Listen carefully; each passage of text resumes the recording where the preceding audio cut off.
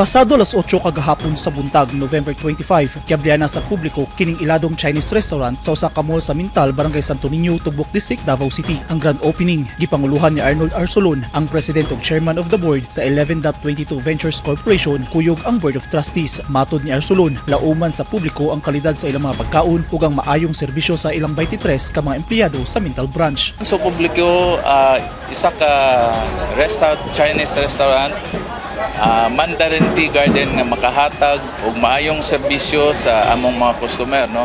Maayong kalidad sa pagkaon. Lami gyud ang pagkaon sa Mandarin, no. Barato unya, pwede mo kaon diri nga hayahay kay bugnaw unya maayo ang mga tao nga magserbisyo.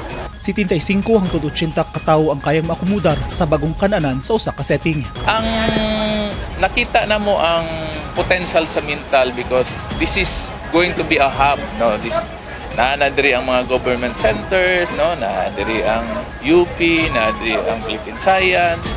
Later on na yung mga sports arena na diri later on na mga connecting mga roads, bypass roads nga musumpay unya mahimo ni siyang hub. So ang tan-aw na mo is this is a growing tawagon ba nato nga district or what, na potential. That's why we decided to engage in business in Mintal. Ang pag-abri sa restaurant makahatag og oportunidad sa publiko aron makatrabaho. Ang homegrown Chinese food restaurant sa Davao City ilado sa ilang authentic ug flavorful Chinese Filipino menu suka dekada 90. Enero sunod tuig planong nila Arsolon nga motanyag og breakfast alang sa mga lumalabay sa lugar sugod alas 7 sa buntag. Kini na ang ka-36 nga branch sa Mindanao.